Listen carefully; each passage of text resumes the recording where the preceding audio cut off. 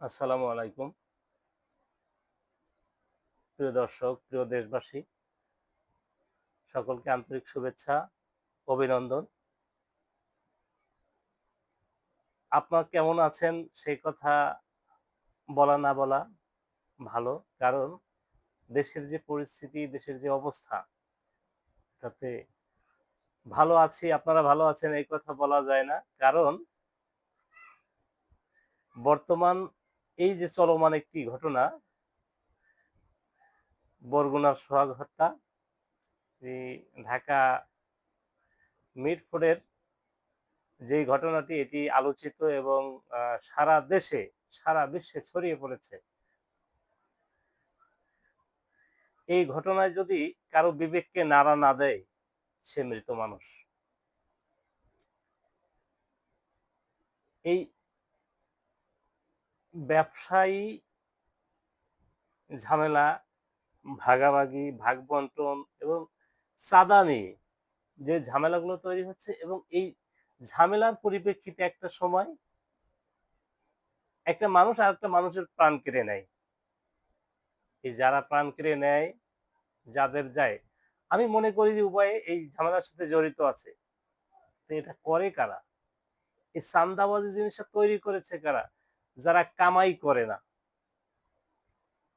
নিজের পরিশ্রম করে কামাই করতে হয় না, গায়ে খাটতে হয় না, এরা আরাম করে।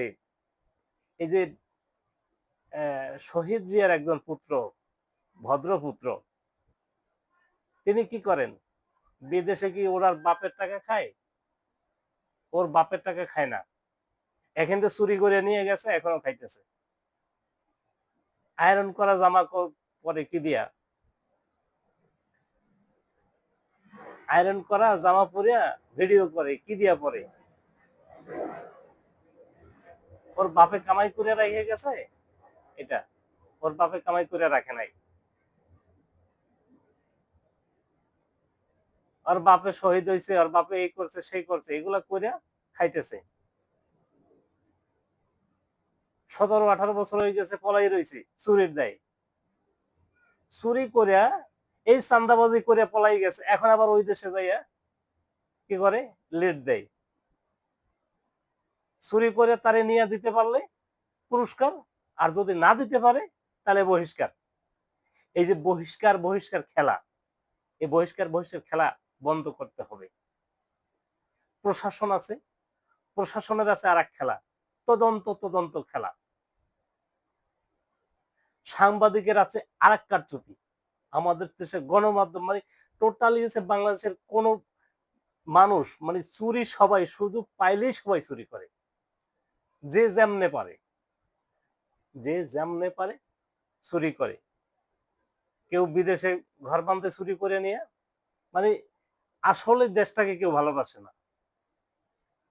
এই ভালোবাসার নাম ভাঙাইয়া, ভালোবাসা যে কি একটা শব্দ, এটার নাম ভাঙাইয়া খাইতেছে সবার খাওয়ার ধান্দা। একে তো মনে করেন 17-18 বছর খাইতে পারে নাই চাঁদাবাজি ঘটনায়, 5 আগস্টের পরে তাদের খাওয়ার একটা সুযোগ হয়েছে। এটা তারা স্বইচ্ছায় বা সুন্দরভাবে খাইবে না, এরা চাঁদাবাজি করে গরিবের হক ঠকাইয়া রক্ত চুষে, এই রক্ত চোষাদের কিভাবে ধ্বংস করা যায়, কিভাবে তাদেরকে প্রতিরোধ করা যায়, এটার চেষ্টা কারো আছে? প্রশাসন বেতন নাই, আপনার আমার পরিশ্রমের, ঘাম ঝরানো পরিশ্রম করার পরে তাদেরকে আমরা ভ্যাট যে দেই সরকারকে, সেই সরকার আমার টাকায় চলে, প্রশাসন আমার টাকায়। এরপরে তাদের কাজের কোনো একটা কাজে গেলে তাদেরকে আবার টাকা দিতে হয়, আবার তাদেরকে ছাড় ডাকো, তাদের পাছার পিছনে পিছনে ঘোরো। এইগুলো হচ্ছে প্রশাসন। আর চান্দাবাজ যে সাংবাদিক যারা, প্রত্যেকটা মিডিয়াও এখন শান্তিতে নাই। মিডিয়া ভালো না, ওরা সংবাদকে নানান ভাবে ঘুরাইয়ে পেঁচাইয়ে যেমনে মন চায়, যে পয়সা দেয়, যার কাছে গেলে পয়সা পায়, তার পক্ষে কথা কয়, ভয়ে কথা কয় না। মিডিয়া যদি এইভাবে কথা কইতে না পারে, কথা বলতে না পারে, সঠিক সংবাদটা যদি তুলে ধরতে না পারে, আমার দেশে সেই মিডিয়ার দরকার কি? আমার দেশটাতে সেই মিডিয়ার দরকারটা কি? হারামখোর মিডিয়া। যে পয়সা দেবে তার কথা বলবে, প্রশাসন যে পয়সা দেবে তার কথা বলবে। এই প্রশাসনই এখন যারা সরকারে আছে তারা যদি তাদেরকে নাও বলে আউগাইয়া তাদের হেল্প করতে চায়, কারণ আলগা সুবিধা নেওয়ার জন্য। আমি অমুক মন্ত্রীর, অমুক উপদেষ্টা, তমুক উপদেষ্টার তোষামোদি করব, আমার পোস্টিংটা ভালো জায়গায় হইবে, আমার র্যাঙ্ক বাড়বে। সেম ঘটনা আওয়ামী লীগ সরকার থাকা অবস্থায় করছে। আবার ভবিষ্যতে যদি জামাত ক্ষমতা আসে তাদের করবে। এই যে তোষামোদি মার্কা একটা প্রশাসন, এই প্রশাসনকে যদি আমরা সংশোধন করতে না পারি তাহলে আমাদের দেশ ভালো হবে না। আমাদের গণমাধ্যম যদি ভালো না হয়, তাদের বিবেক যদি জাগ্রত না হয়, তাহলে আমাদের এই দেশ ভালো হবে না। গণমাধ্যম একটা শক্ত জায়গা। এই গণমাধ্যমের কাছে আমরা সংবাদ পাবো, সঠিক সংবাদগুলো পাবো, কিন্তু সেই গণমাধ্যম আমাদের থেকে সংবাদ সংগ্রহ করে। এখন মিডিয়ার যুগ, এখন মোবাইল, ইন্টারনেট, বিভিন্নভাবে ইউটিউব, ফেসবুক, বিভিন্ন রকম। এখন এই যুগে এসে যদি এরকম হয়, যদি এই ইলেকট্রনিক মিডিয়া যদি না থাকতো, এই সামাজিক মাধ্যম যদি না থাকতো, এরকম হাজার হাজার সোহাগ যদি খুন হয়ে যেত, কোনো খোঁজ খবর ছিল? একটা জাতি, একটা গোষ্ঠী সারা দেশে তাদের আধিপত্য বিস্তার করে শাসন করে গেছে 17-18 বছর। খামখেয়ালি শাসন ব্যবস্থা। ভোট নাই, নির্বাচন নাই, দিনের ভোট রাইতে, রাইতের ভোট সকালে, এইভাবে করে তামাশা করে এই 17-18 বছর আমার আপনার জীবন এর যে অধিকার, এই অধিকার গুলা কাইরে লয়ে গেছে। আর একটা গোষ্ঠী আর সুযোগ পাইছে, খাইয়া তারা আবার আবার একটা স্বৈর শাসক আমরা দেখতে চাই না।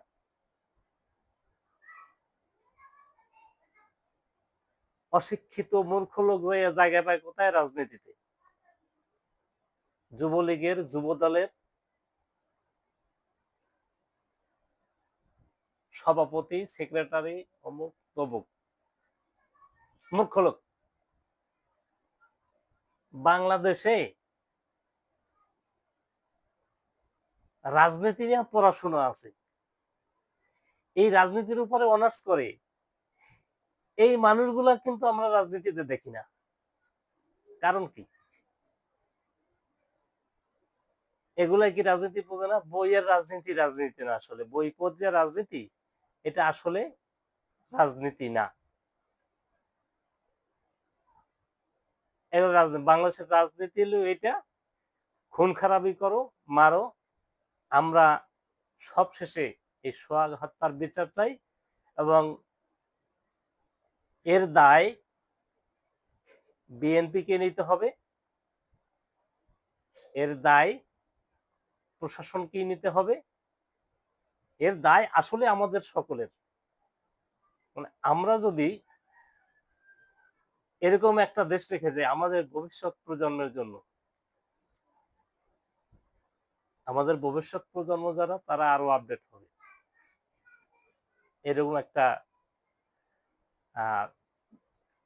দুর্নীতিগ্রস্ত একটা দেশ, একটা রাষ্ট্র আমরা যদি আমাদের ভবিষ্যৎ প্রজন্মদের জন্য রেখে যাই, তাহলে আপনি আমি মরেও শান্তি পাবো না।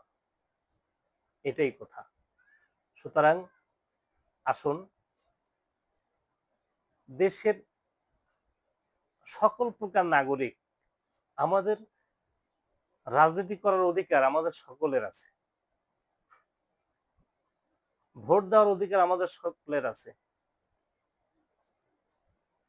আপনি যদি চিন্তা করেন যে যেখানে 2 সা চাউল পাইবেন ওইখানে আপনি ভোট দেবেন, আপনি যদি আপনার লাভের কথা চিন্তা করে আপনার এই সাময়িক লাভ 2 সা চাউল পাবেন, ইউনিয়ন পরিষদ কারে চেয়ারম্যান বানাইলে কারে মেম্বার বানাইলে আপনার 2 পয়সা লাভ হইবে, এই লাভের এই সাময়িক লাভের কথা চিন্তা করে যদি আপনি ভোট দেন, তাহলে আপনার এই যে প্রজন্ম যারা আসবে তারা ক্ষতিগ্রস্ত হবে, তারা ক্ষতিগ্রস্ত হবে।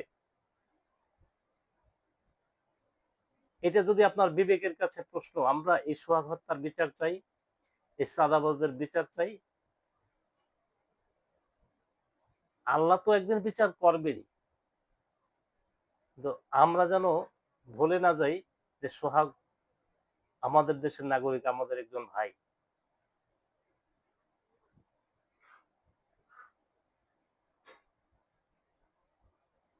আইন আছে, আইন প্রয়োগ করতে হবে।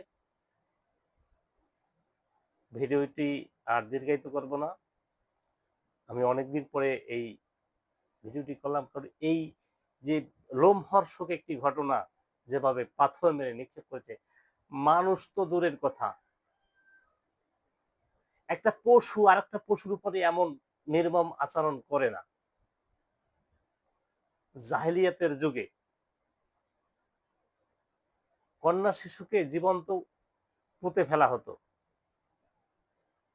সেটাও কিন্তু তারা আড়ালে করত, এভাবে প্রকাশ্য হতে দেখিনি। আসুন আমরা সুন্দর একটা দেশ গড়ি,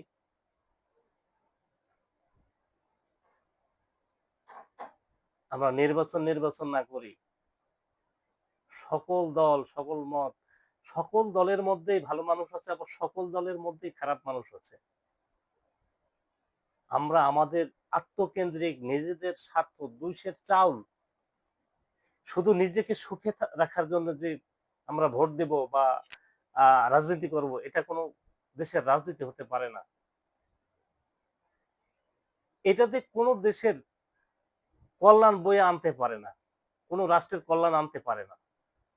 আমাদের চিন্তা চেতনাকে উন্মুক্ত করে আরো সুন্দর একটা ব্যবস্থা যদি আমরা করতে পারি, সকলের স্বার্থে, দেশের বৃহৎ জনগোষ্ঠীর স্বার্থে যদি আমরা কিছু করতে পারি, সেটাই হবে রাজনীতি এবং সেটাই সফলতা, তার মধ্যেই সফলতা আছে।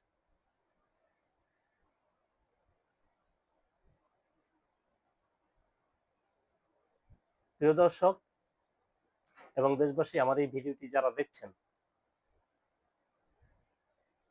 যদি আপনার বিন্দু মাত্র বিবেক থাকে, বিন্দু মাত্র বিবেক থাকে, আপনার সামর্থ্য যতটুকু হয় সেটুকু দিয়ে আপনি এই দলের বিরোধিতা করবেন।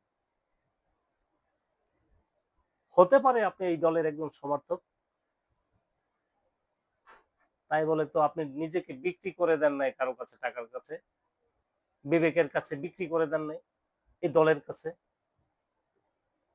আপনার যা আছে তাই নিয়ে আপনি প্রস্তুত থাকেন, আপনার যা আছে তাই দিয়ে আপনি এই দলকে ঘৃণা করেন, যারা এর দায় নিচ্ছে না। এখন দায় দিচ্ছে সরকারের,